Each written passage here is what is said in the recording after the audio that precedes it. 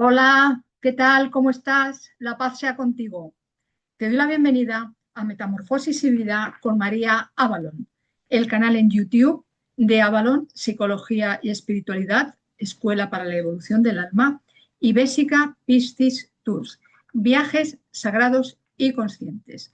Hoy vengo con el segundo vídeo sobre Perú y el primero de las tierras sagradas, sitios arqueológicos y templos de ese maravilloso país que tiene forma de puma. Como prometí en el vídeo anterior, el número 175 de este canal, dedicado a la cosmología andina e inca como legado chamánico y alquímico del pueblo quero, estoy aquí hoy para entregar un nuevo capítulo, esta vez relacionado con dos de los enclaves más importantes de las tierras sagradas, los sitios arqueológicos y los templos de Perú. Hoy vengo a hablar nada más y nada menos que de Cusco y el Valle Sur.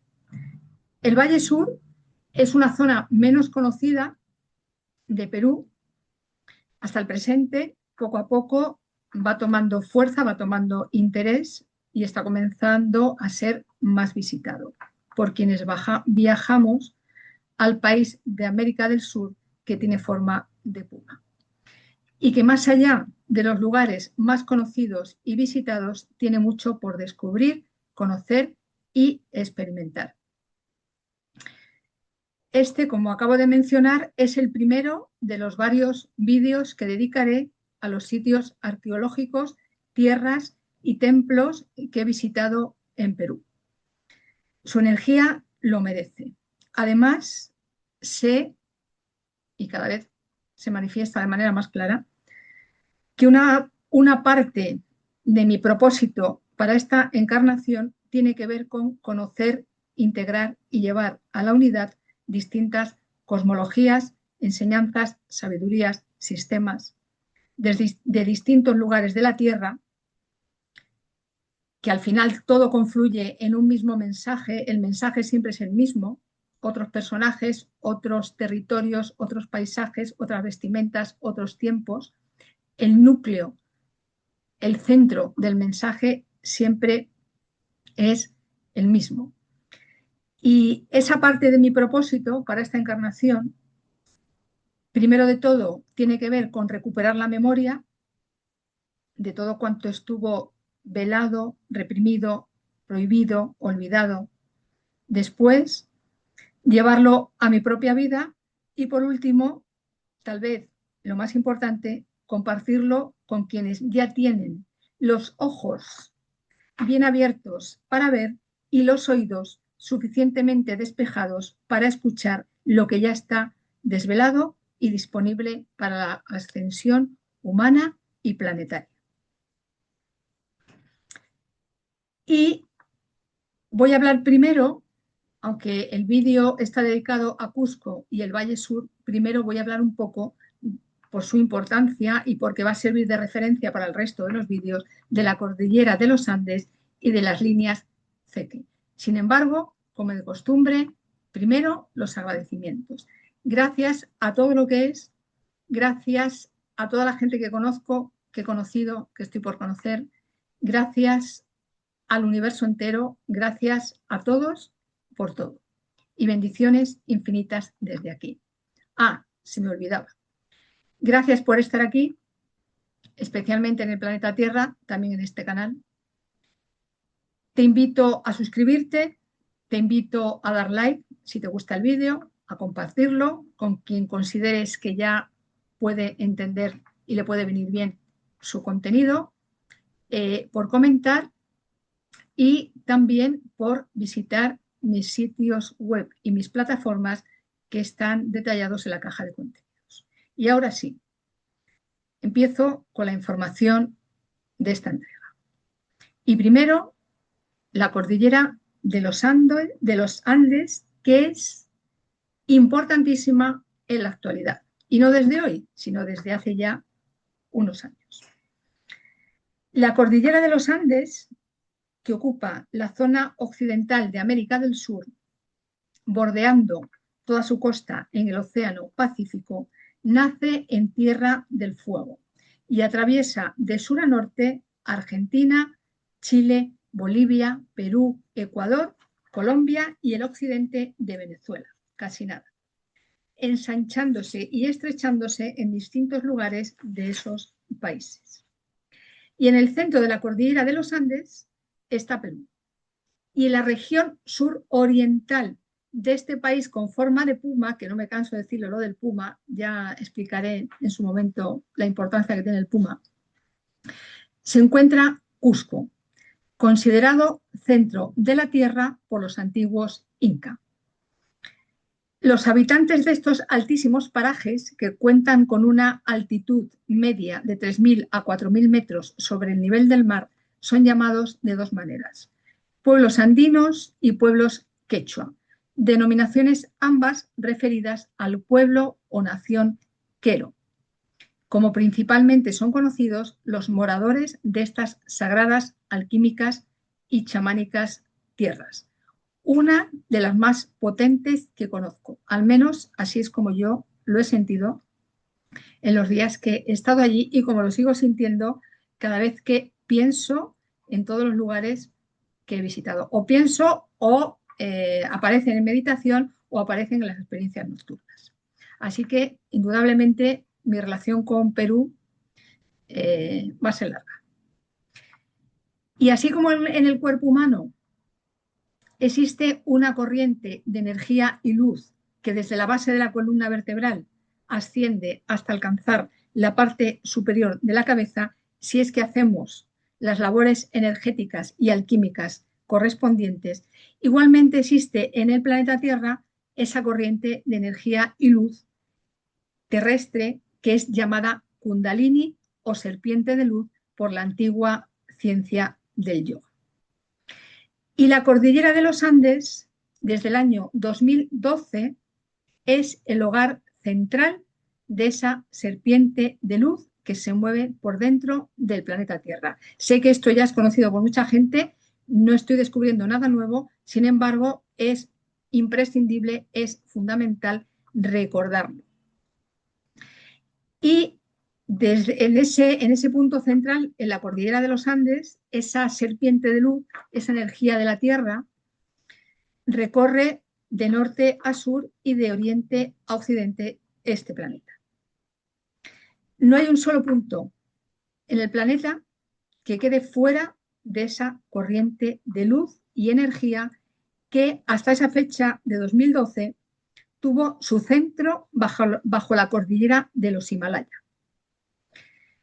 Hay muchísimas similitudes entre ambas cordilleras, así como también en las sabidurías y costumbres de sus gentes. Igualmente, existe una diferencia fundamental en esos dos conjuntos de montañas. Los Himalaya canalizaron la energía masculina sobre la Tierra y los Andes, desde 2012, están bajando y anclando la energía femenina aquí en este planeta. Y gracias a esto, cada vez sale a la palestra más información sobre la zona sur de América, una gran desconocida, que tiene mucho que aportar y enseñar al cambio de era por el que estamos transitando, individual, colectiva y planetariamente. Mucha gente se resiste a pensar que estamos transitando por un cambio de era, se resisten a pensar, a reconocer que está habiendo un cambio de era. No importa, está habiendo. Eso es como quien dice, no, yo no creo en esto, no creo y yo digo, yo tampoco creo, lo sé. Y es como decir, yo no creo en la ley de la gravedad. Bueno, pues si yo dijera que no creyera en la ley de la gravedad, que creo en ella, y abriera la ventana y me tirara desde un 7º piso, lo más seguro es que me diera un zapatillazo cósmico descomunal. Así que se dé por cierto o no la existencia de ciertas energías, ya sabemos también que están ahí, siempre lo estuvieron y siempre lo van a estar. Así que bueno, ya les llegará el tiempo de considerarlo, o tal vez, quién sabe. Y las líneas Zeke están directamente relacionadas con esa serpiente de luz que se mueve bajo la cordillera de los Andes. A ver, se mueve por toda la Tierra. Sin embargo, su punto de partida desde 2012 es la cordillera de los Andes. Y esas líneas Zeke son corrientes energéticas de la Tierra, llamadas también líneas ley, meridianos, líneas del espíritu y líneas dragón, en otras sabidurías y culturas. Y estos dos últimos nombres, líneas dragón y líneas del espíritu, son los que usaban los pueblos indígenas de todo el planeta, donde quiera que estuvieran viviendo, donde quiera que se localizaran. La denominación de líneas ley es posterior. Es un término que acuñó Alfred Watkins en los años 20 del siglo XX. Y en verdad, cualquiera que sea su nombre, se trata de corrientes y canales de energía que se mueven a través de los ríos, los mares, las montañas, los bosques, los desiertos y cualesquiera espacios del planeta Tierra. Y cuando varias de estas líneas se unen en un punto determinado, crean un vórtice o punto de poder. Esto nuestros antepasados lo conocían a la perfección. Y no solamente lo conocían, lo usaban y lo honraban y lo agradecían. Los primitivos somos los de ahora, que porque tengamos 4 máquinas y media ya nos creemos que somos los más guay de los Paraguay. Pues no, nos queda mucho que aprender de nuestros antepasados.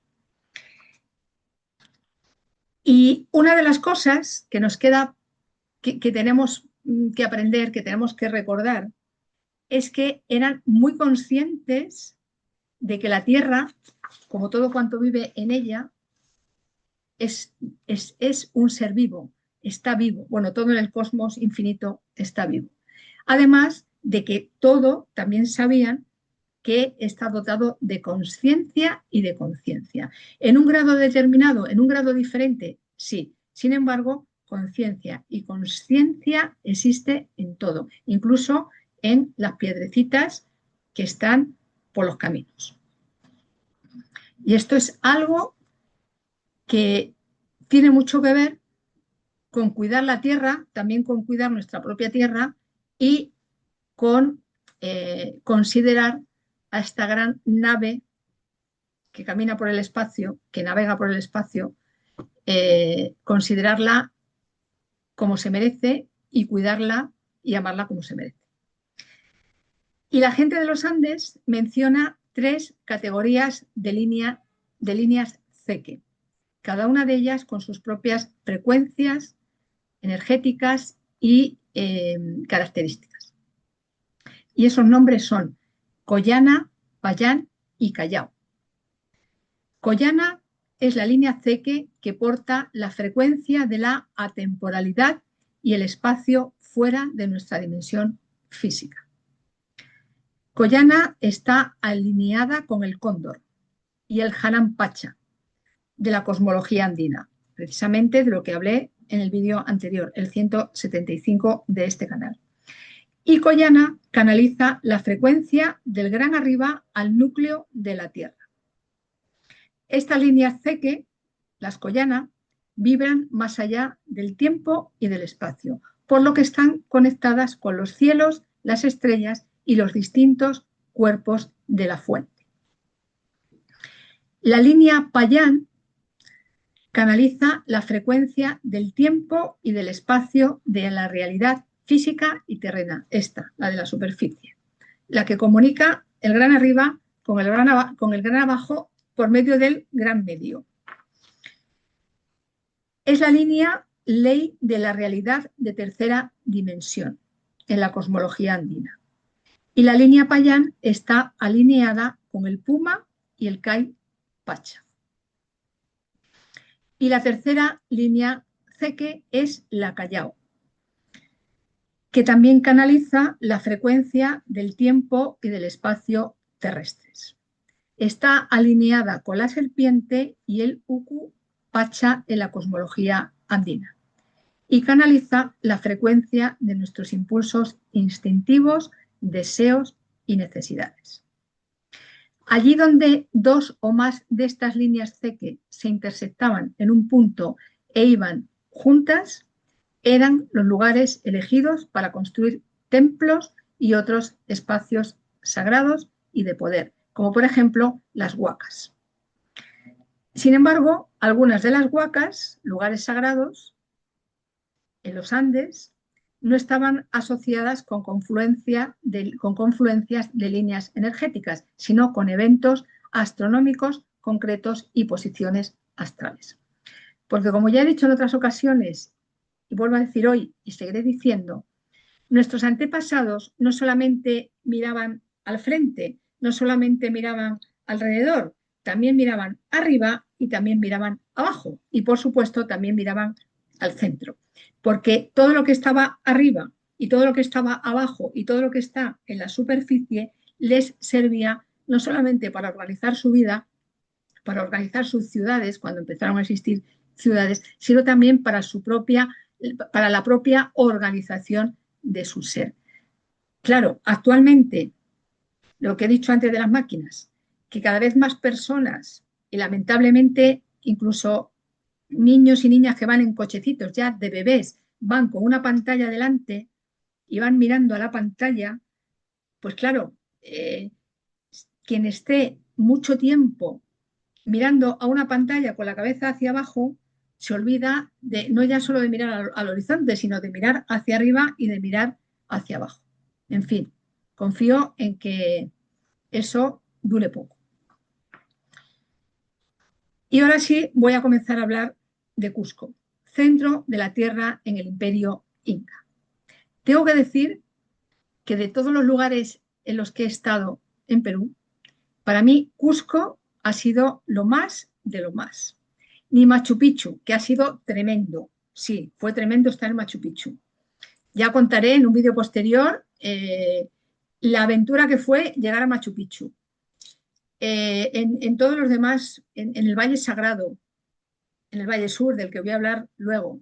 Sin embargo, para mí, Cusco fue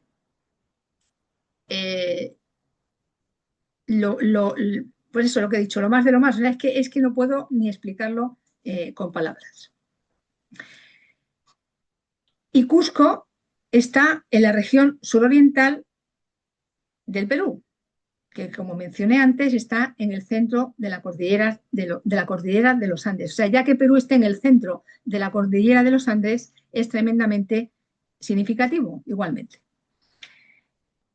Los antiguos Inca consideraban Cusco no solamente la capital de su imperio, fue la capital de su imperio, sino el centro de la tierra, ya que desde allí dirigían todos los territorios del Tahuantinsuyo, el imperio inca, también llamado Incario o Incanato, el más grande de América, que tuvo más de 700.000 kilómetros de longitud.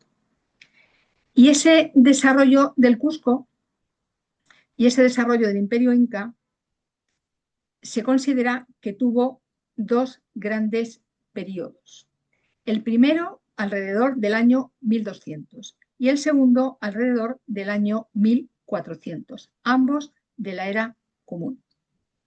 Y estos mismos tiempos se aplican a la construcción y desarrollo de Cusco, porque la construcción y desarrollo de Cusco va muy de la mano con la instauración y el desarrollo del Imperio Inca. Sin embargo, Cusco existía desde muchísimo antes de que los incas llegaran allí. Cusco deriva de la palabra quechua Cosco, que se traduce precisamente como centro y también como ombligo. El círculo central vacío de la chacana, de la que hablé y mostré en el vídeo anterior, también representaba en el Imperio Inca a Cusco.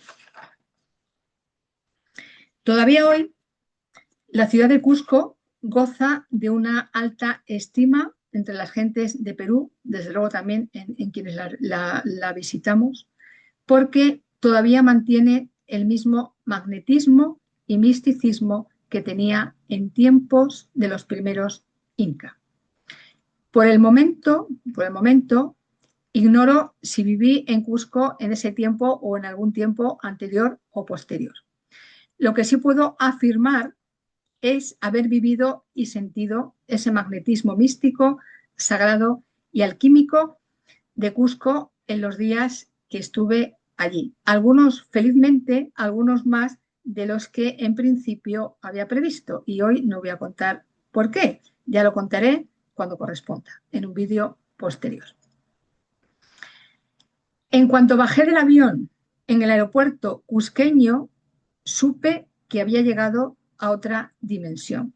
Lo sigo sintiendo ahora que estoy aquí contándote esto a ti. Y lo siento cada vez que pienso en esa ciudad sagrada, porque verdaderamente es una ciudad sagrada. Una parte de su energía ha venido conmigo, siempre estará en mi corazón y desde luego tengo claro que la próxima vez que vaya a Perú, que tengo claro que iré, Cusco será el centro ombligo de ese viaje. La propia ciudad, con sus empinadas llenas de escalones y laberínticas calles, es un paseo por el tiempo y por la historia, así como también más allá de ellos. De todas las ciudades que hay en el planeta, Cusco es una de las más altas, ya que está situada a más de 3.400 metros sobre el nivel del mar. Es cierto que una gran parte de las edificaciones inca y anteriores fueron sustituidas por edificios coloniales. Es cierto que algunos de sus templos fueron reemplazados por iglesias católicas.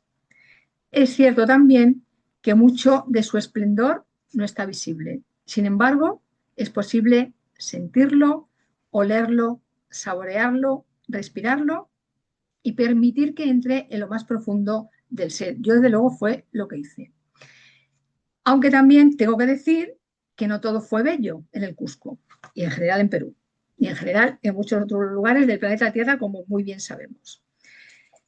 Tampoco todo fue armonioso ni perfecto durante el gobierno inca del Cusco y del resto del Tahuantinsuyo.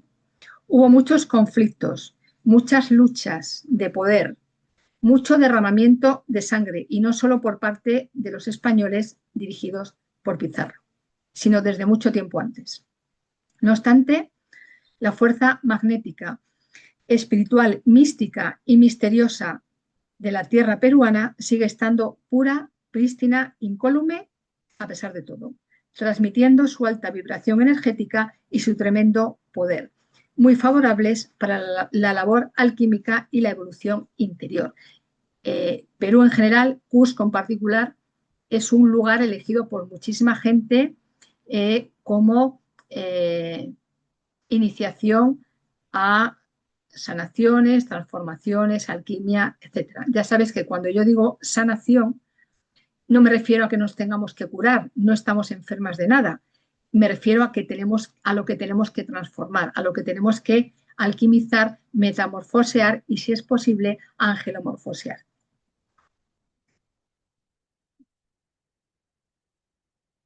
Aparte de disfrutar la ciudad de Cusco, o sea, la ciudad de Cusco es un destino ya en sí mismo. Vayas o no a otros lugares cercanos, allí te puedes estar todo el tiempo que quieras porque vas a encontrar algo que descubrir.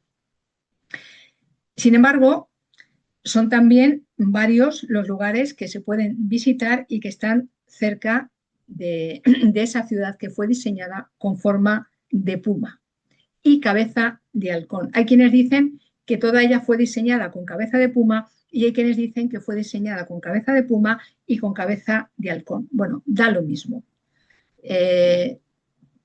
Da lo mismo la forma física que tenga la ciudad, porque lo que importa siempre es la fuerza, la energía, la sacralidad de la tierra.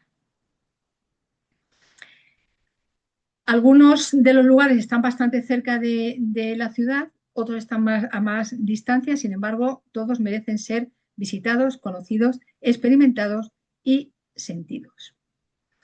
Y voy a empezar por lo más cercano, por Coricancha, el hogar de Inti y Mamaquilla.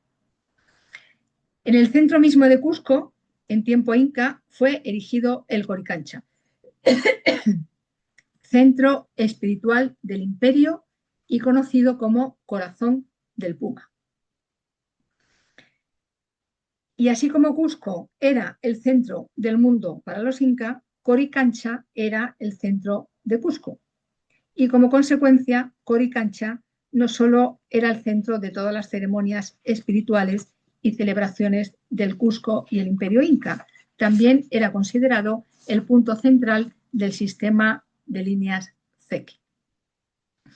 Todos los templos y lugares de poder levantados por los antiguos inca, y también antes, estaban alineados con el Coricancha. A ver, el Coricancha lo construyeron los incas. Sí que es verdad que el Coricancha y sus alineaciones tienen que ver con este imperio. Sin embargo, como lo que está en la tierra siempre está, antes de ellos había también esa comunicación desde el centro de Cusco. A su vez, el Coricancha fue construido en alineación con los cielos del Gran Arriba, con el propósito no solamente de canalizar, sino también de anclar en la tierra esas energías celestes. El Coricancha fue diseñado y construido para tener 4 templos y una plaza central. Y en origen tenía esos 4 templos. Ahora ya no están, sin embargo, en origen estaba la plaza, sí está, y alrededor de esa plaza estaban los 4 templos. Cada uno de esos 4 templos estaba dedicado a y alineado con los dioses superiores y los poderes del cielo. Un templo estaba dedicado a Inti, dios del sol o dios sol. Otro templo estaba dedicado a Mamaquilla, diosa de la luna o diosa luna. Un tercer templo estaba dedicado a Chasca, las estrellas e hijas de Inti y Mamaquilla. Y un cuarto templo estaba dedicado a Illapa, espíritu del arco iris. Intencionalmente colocados y alineados con el corazón del Cusco, estos 4 templos canalizaban y honraban esas energías e influencias celestes, con las que generaban poderosas fuerzas que a través de las líneas Zeke dentro de la tierra transmitían al resto de templos y lugares de poder del Tahuantinsuyo. Sacsayhuamán y la ceremonia del Inti Raymi. La fortaleza de Sacsayhuamán está bastante cerca de Cusco, a unos 3 kilómetros, a las afueras de la ciudad. Y es un sitio arqueológico en el que tanto el halcón como sus energías están representados. Según los estudios arqueológicos, este impresionante y enorme sitio fue construido antes de la última glaciación, es decir, muchísimo tiempo. Esto significa que solo fue descubierto por los incas y no construido por ellos. Vuelvo a decir, la nación Quero, lo dije en el vídeo anterior a este, lo vuelvo a decir hoy, lo seguiré diciendo en los próximos, la nación Quero es más antigua que la nación inca. Hubo muchos pueblos viviendo en los Andes desde muchos siglos antes que los incas. Y si bien en la actualidad se considera a los Quero como los últimos descendientes vivos de los incas, la verdad es que también son sus ancestros. De hecho, el Cusco estuvo habitado y regido por diferentes etnias mucho tiempo antes de la todavía hoy misteriosa llegada de los incas.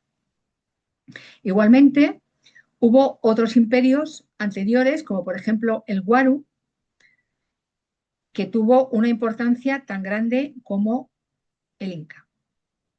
Es verdad que los incas convirtieron Cusco en la capital de su imperio, unificando, no siempre pacíficamente, tanto a las etnias como los territorios en los que estas etnias vivían y comandaban.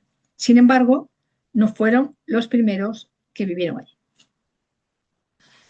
¿Qué significa la palabra Sacsayhuamán? En quechua, halcón o gavilán, la forma con la que fue construido este lugar sagrado y de poder. Las piedras de sus muros y terrazas son considerablemente grandes, bueno, son gigantescas. Algunas superan las 200 toneladas y están cortadas y colocadas de tal manera que quedan estrechamente unidas sin necesidad de mortero ni cualquier otro material. Las piedras están colocadas con tal precisión y cohesión que ni siquiera una fina lámina de papel puede atravesar las juntas. Y otra característica de Sacsayhuamán son las esquinas redondeadas de los bloques de piedra y la variedad de formas en que éstas se entrelazan. Todavía hoy no encuentran explicación. Además, como sucede en todos los edificios inca y anteriores, están dispuestas de tal modo que son resistentes a los terremotos. Y esto es así porque están ligeramente inclinadas en las partes bajas, formando un trapecio en lugar de un rectángulo. Las puertas y las ventanas de las casas también tenían esta forma que muchas de ellas conservan. Desde luego, no hay acuerdo respecto a cómo esas gigantescas y pesadas piedras fueron llevadas y colocadas para formar Sacsayhuamán. Tampoco lo hay sobre el lugar de origen de esas piedras. Lo primero que dicen los guías locales es que no hubo intervención alguna por parte de seres avanzados externos a la Tierra en su construcción y que esta fue llevada a cabo gracias a la gente local que contaba con el ingenio suficiente para idear cómo transportar y colocar semejante material. Bueno, como sucede en tantos otros lugares en los que hay construcciones de tamaño y forma inexplicable, por ejemplo, Stonehenge, por ejemplo, Egipto, por ejemplo, México, en Perú también hay todavía hoy mucha resistencia a considerar como válidas las hipótesis estelares. No digamos ya las relacionadas con la Tierra interna, o sea, ni con las diferentes dimensiones de la vida 1. O sea, esto ya es que ni se les pasa por la cabeza. Ojo, hablo de los guías locales oficiales, porque la oficialidad, como sucede en tantos otros asuntos, sigue manteniendo su ya completamente insostenible y obsoleto discurso. No obstante, tanto en los guías como en la gente, cada vez hay más personas abiertas a otras explicaciones y esto me llena de alegría porque esto es señal de que ya el campo se va abriendo y en algún momento u otro, más pronto que tarde, van a tener que reconocer, primero de todo, que no tienen ni idea de cómo llegaron allí, que eso ya sería un punto fundamental. Y a partir de ahí, empezar a tener en cuenta otras hipótesis, porque lo tremendo es que ya antes de empezar a hablar, ya dicen que nadie vaya a pensar que esto lo hicieron los extraterrestres. Yo ya cuando oigo esa frase digo, ya estamos, dando órdenes de lo que la gente tiene que pensar o no. Punto número 1. Segundo, no se sabe, o sea, cuenta tu hipótesis y ya está. Y cuando alguien menciona, bueno, ya, pero ¿por qué no? No, ¿por qué no? O sea, claro, ya cuando alguien responde ¿por qué no? Ya está claro que es ignorancia suprema, porque una persona que realmente quiere informar y dice, mira, yo no tengo ni idea. Ya está, ¿qué es lo que hay que hacer? ¿No? Reconocer la ignorancia, que todos somos ignorantes en algo. Yo, la primera. Pero no, claro, ya se tapan, no, que nadie vaya a pensar, que nadie. Bueno, claro, yo, por respeto, me callo, porque tampoco voy a entrar en debate, pero bueno, sí que sonrío. Y me doy cuenta que mucha gente cuando oye esas cosas también sonríe. Y cuando se acaba la explicación y empezamos a hablar en corrillo, pues hay gente que sí, pues no, pues claro que sí, pues aquí ha habido una inteligencia superior, aquí ha habido algo que no nos cuentan, entonces bueno, como digo, eso me llena de alegría. Y la celebración más importante del Imperio Inca era el Inti Raymi, el Festival Inca del Sol, que se celebraba cada año precisamente en Sacsayhuamán. Inti significa Dios Sol y Raymi significa fiesta. Y el Inti Raymi festejaba el solsticio de invierno, que en el hemisferio austral sucede en el mes de junio. El solsticio de invierno es el día más corto del año y la noche más larga, de acuerdo con el tiempo que va desde la salida hasta la puesta del sol. En 1532, tras la conquista española, la Iglesia Católica, Apostólica y Romana suspendió y prohibió la celebración, que fue recuperada en 1944 por un grupo de intelectuales y artistas cusqueños.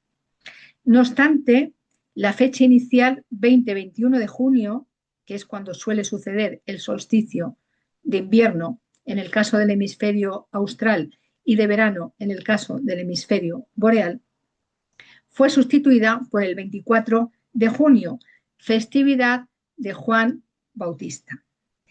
Y es en ese día, 24 de junio, cuando se celebra desde 1944 el Inti Raymi ahora.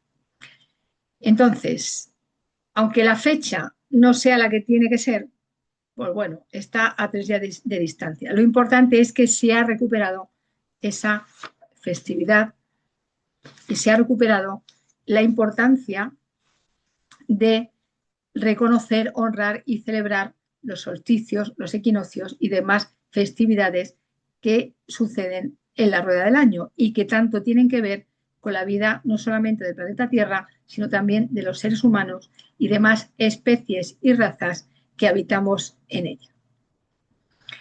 Y el Inti Raymi, el Festival del Sol, no solo era una celebración religiosa y ceremonial, igualmente contaba con elementos sociales y políticos. Y no solo era festejado en Cusco, sino también en todos los lugares sagrados del Tahuantinsuyo. Su fin e intención principal era su fin y su intención principal, porque el pueblo quero es un pueblo de intención y el quechua es la lengua madre en la que esa intención se expresa. Y en ese Inti Raymi honraban al dios Sol y le agradecían todas sus dádivas y bendiciones, orando también para que siguieran llegando durante todo el año hasta el festival Inti Raymi siguiente. Y lo mejor de lo mejor se reunía para esta celebración.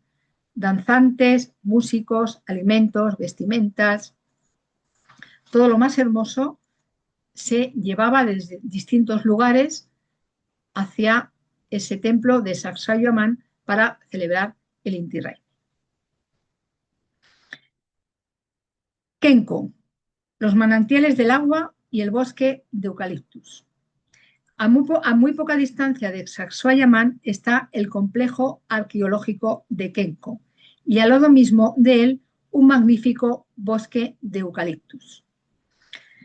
Respirar el eucalipto, respirar su aroma, despeja las vías respiratorias y es muy bueno para quienes sienten el mal de altura.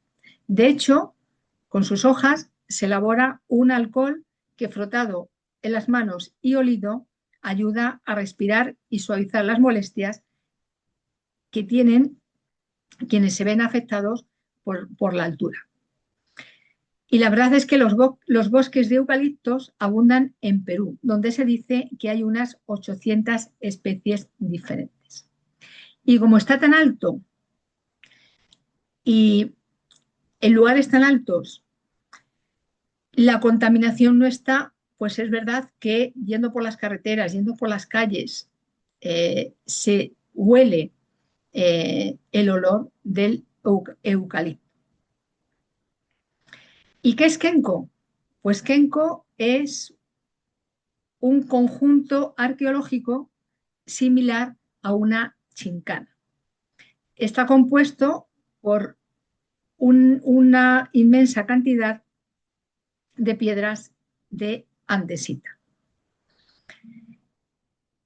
Y aunque es similar a una chincana, es mucho más, es una zona mucho más larga y compleja.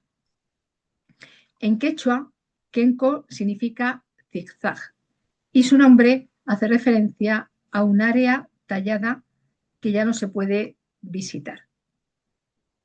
Las chincanas son cuevas y túneles subterráneos que conectan distintos lugares del Cusco y que también se extienden a otros puntos de la zona, manteniendo el contacto entre templos, fortalezas, ciudades. Las chincanas son muy antiguas y muchas de ellas anteriores a los incas. E igualmente existen en muchos puntos del país. Ya sabemos que en muchos países hay túneles, hay caminos subterráneos y ya sabemos que la tierra por dentro está hueca e igualmente hay muchísimas ciudades por debajo de esos túneles subterráneos y muchísimas ciudades por debajo de las aguas de mares, océanos, ríos, lagos, etc. Kenko igualmente era usado para ceremonias en honor al sol, la luna y las estrellas. Y también como observatorio astronómico, porque la astronomía también era conocida y cultivada por nuestros antepasados. Y en su uso de observatorio astronómico se utilizaba para medir el tiempo, establecer las estaciones, determinar los solsticios y los equinoccios, predecir acontecimientos y saber dónde cultivar, desplazarse, encontrar agua, etc. Su antigüedad, la de Kenko, también es muy superior a la del Imperio Inca. Y es un lugar en el que también hay manantiales de agua en los que antes de las ceremonias los sacerdotes y chamanes se limpiaban y purificaban. En la gran extensión de este lugar de Kenko hay también una cueva y dentro de ella un altar ceremonial. Se dice que este lugar era donde los incas momificaban a los miembros de la realeza.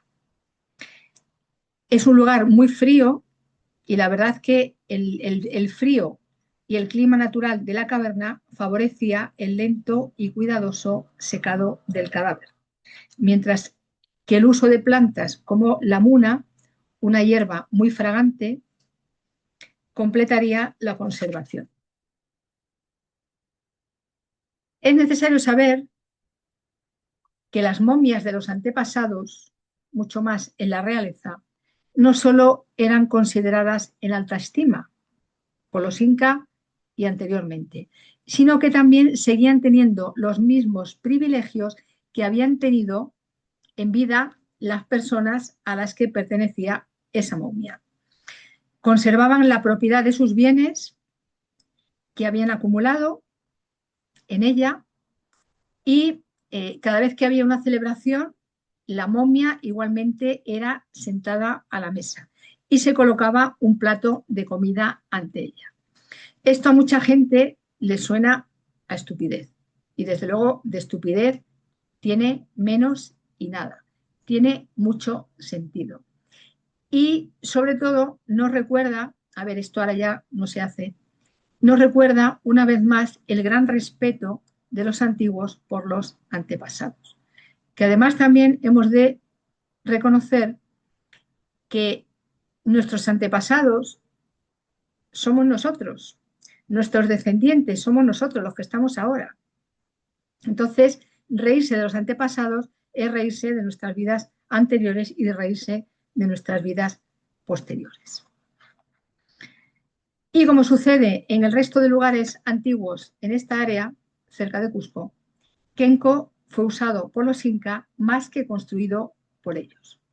Sin embargo, su presencia es visible en las construcciones que añadieron a las que existían cuando ellos llegaron a Cusco. ¿De dónde surgieron los incas? ¿Desde dónde viajaron para llegar a Cusco?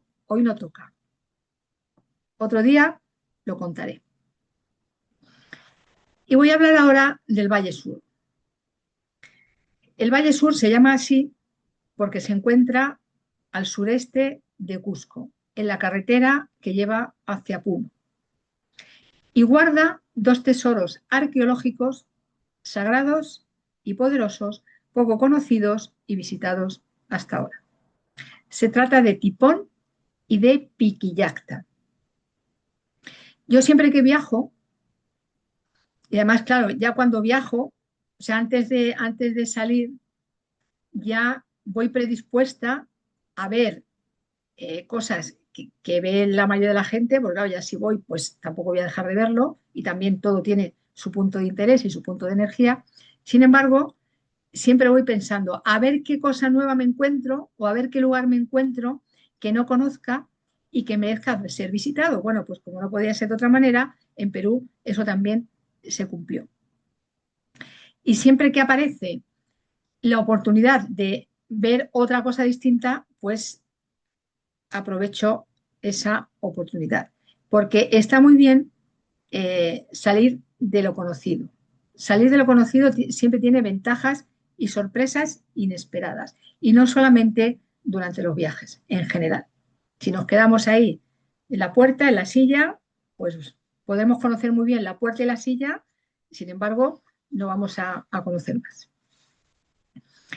Y Tipón es un lugar en el que podemos apreciar la ingeniería inca del agua, porque allí nos encontramos con un soberbio y magnífico sistema hidráulico construido por los incas para canalizar el agua de las montañas y llevarla hasta las terrazas, también se llaman andenes, en los que cultivaban sus plantaciones. Los incas, como sus ancestros, amaban el agua y la respetaban en grado sumo, sabiendo, como sabían, que es imprescindible para que la vida nazca, crezca y se desarrolle. Y las propias terrazas o andenes de Tipón son también una magnífica obra de ingeniería. Las terrazas y los andenes están en muchos lugares. Es algo típico de ese terreno porque es un terreno muy montañoso, apenas hay llanuras y tenían que cultivar en algún sitio. Pues ¿dónde cultivan? ¿Dónde cultivaban? Bueno, y todavía hoy, en terrazas o andenes. En Asia, por ejemplo, también hay países en los que los cultivos están en andenes y en otros lugares del planeta también se han utilizado durante tiempo ese tipo no son construcciones, son, como decir, disposiciones del terreno para poder cultivar. Y desde luego, como digo, los andenes, las terrazas también son una obra de ingeniería, teniendo en cuenta también que están construidos a más de 3.000 metros sobre el nivel del mar. Así que esto muestra una gran creatividad e ingenio y una gran capacidad para adaptarse, para adaptar el terreno a las necesidades humanas. El historiador peruano doctor Luis Antonio Pardo cree que el actual nombre de Tipón puede derivar de la palabra timpuj, que en quechua significa estar hirviendo o lugar de ebullición, refiriéndose a que las aguas de las numerosas fuentes que allí existen brotan como si el líquido hirviera. A ver, en verdad el agua está fría, muy fría, por a semejante altitud el agua está muy fría. Sí es cierto que en según qué zonas de Tipón, que hay cascadas y hay pequeñas fuentes, cae con tal fuerza, baja con tal fuerza de las montañas que el agua se mueve mucho, el agua bota y sí que puede, sí se asemeja al hervido. Y en Tipón no solamente hay canales, fuentes ceremoniales, cascadas de agua, también hay un enorme conjunto de terrazas agrícolas y plataformas, recintos o habitaciones, almacenes y un altar sagrado dedicado de nuevo al dios Sol. El imperio inca era el imperio del Sol. Y consideraban que los incas estaban trayendo a la tierra o estaban renovando las semillas del sol. Se consideraban hijos del sol y no solamente ellos se consideraban hijos del sol, consideraban a todos los habitantes del planeta Tierra como descendientes del sol, por supuesto también de la luna y de las estrellas. De hecho, cada sapa inca, un sapa inca es un regente principal, se decía haber sido directamente elegido por el dios Sol para gobernar. Además de todo esto, y por su altura, las vistas que se contemplan alrededor desde Tipón son impresionantes. Y desde luego, la conexión de la energía telúrica con la celeste es igualmente muy potente y significativa. Si bien de Tipón también se dice que existió antes, durante y después del Imperio Inca, igualmente se menciona que fue diseñado como residencia para la nobleza inca y en especial para la Casa Real de Viracocha. O sea, en muchísimas cosas no hay acuerdo, como sucede en tantos otros lugares del planeta. Y desde mi punto de vista, esa falta de acuerdo es porque hay hipótesis que no se contemplan. En el momento en que esas hipótesis que no se contemplan se contemplen, empezará a llegar más luz y se empezará a ver que lo que parece incoherente o que lo que parece no tener sentido, en verdad lo tiene y muy profundo. Se dice que Viracocha mandó construir este complejo monumental de Tipón en honor de su padre, el inca Yaguar Oaxaca. Y fuera o no así, lo que sí está claro es que Tipón fue un centro ceremonial, administrativo y religioso crucial durante el Imperio Inca. Piquillacta y la arquitectura preincaica. Piquillacta es anterior a los incas. En quechua, piqui significa pulga y yacta significa pueblo. De ahí que Piquillacta podría traducirse, y de hecho los guías locales lo traducen como el pueblo de las pulgas.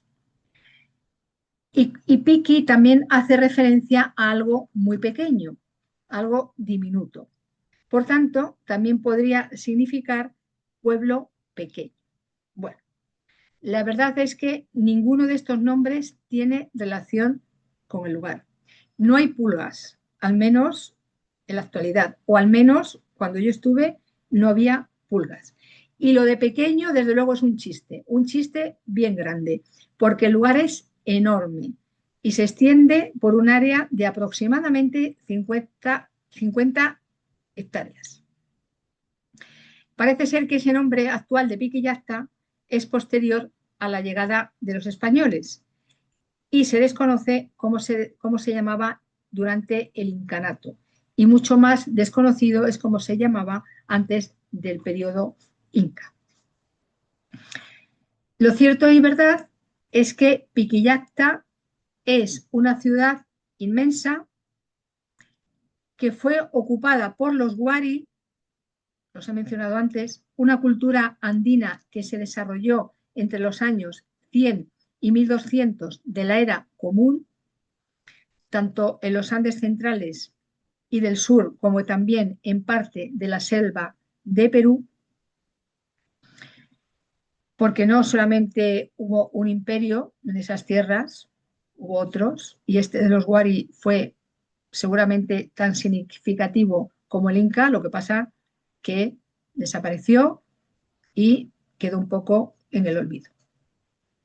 Y de hecho, en la ruta Aymara de Puno, de la que hablaré también en otra entrega, se conservan áreas de cultivo muy singulares que también son de origen Wari. La ciudad Wari más importante estuvo a unos 20 kilómetros al norte de la ciudad de Ayacucho, aunque sus edificaciones están extendidas en toda la costa y sierra de Perú. Y Piquillacta es uno de los enclaves importantes de este pueblo, de este imperio Huari, que para muchos historiadores y arqueólogos forjaron un imperio tan potente y significativo como posteriormente fue el que fundaron los incas, que ocuparon sus territorios y aprovecharon sus edificaciones como en tantos otros lugares cercanos a Cusco y resto de Perú. Las ciudades Huari, y Piquillacta es uno de esos ejemplos, fueron levantadas siguiendo planificados patrones urbanos y su sistema arquitectónico fue usado por otras culturas andinas, entre ellas la inca, que fueron perfeccionando, mejorando y actualizando su estilo. Todas las construcciones de Piquillacta están hechas de piedra, adobe y barro. Tienen una altura de 2 plantas, en algunos casos 3. Y sus calles son largas y estrechas, recorriendo sus distintos barrios y plazas. Por lo que, vuelvo a decir, lo de ciudad pequeña, un chiste y de los malos, como se dice en Península Ibérica. Piquillacta fue una ciudadela de gran importancia en la época Huari, ya que albergó a cerca de 10.000 personas y funcionó como centro administrativo, ceremonial y residencial durante el apogeo de esa cultura. Y tras el declive de los Huari, fue abandonada, estuvo mucho tiempo abandonada y posteriormente fue ocupada por los incas, que adaptaron sus construcciones para usos parecidos. Aunque también durante el incanato sirvió como punto de control para quienes transitaban los caminos reales en el tiempo de su imperio.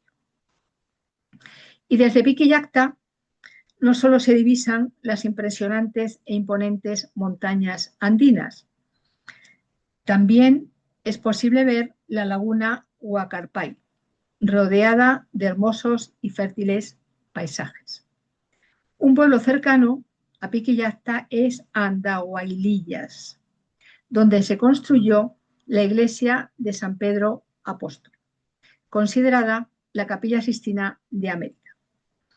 Yo estuve en el pueblo, en ese recorrido que hice por el Valle Sur, estuve en el pueblo, sin embargo, no visité la iglesia. Su interior es barroco, un estilo que me gusta más bien poco y cae en verso. Sin embargo, ese no fue el motivo principal de que yo no visitara la iglesia. De hecho, no he visitado casi ninguna iglesia en ninguno de los sitios que he estado en Perú. Y esto es raro en mí, porque lo primero que hago cuando llego a los lugares es visitar iglesias, catedrales, etc. Y el porqué de aquí no es porque en alguna en la que asomé la cara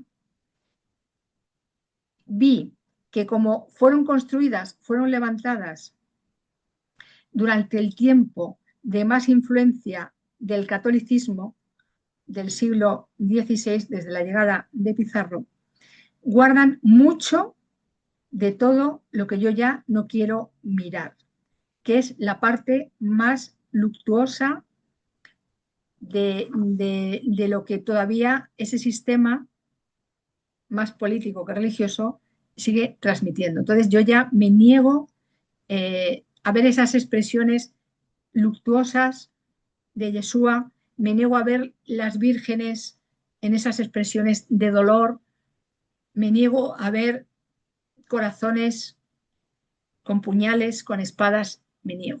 Y entonces, pues en esta de Andahuaylillas, pues tampoco entré. Y luego, claro, tenía el añadido de que el barroco me gusta más bien poco, por no decir que me gusta nada. Bueno, y hasta aquí hoy este vídeo sobre Cusco y Valle Sur. Muchísimas gracias por tu atención. Muchísimas gracias a Perú por todo lo que me ha dado, por todo lo que me sigue dando, por todo lo que sé que me seguirá dando, regalando y nos vemos en un próximo vídeo. Hasta entonces, que la paz te acompañe. Bendiciones.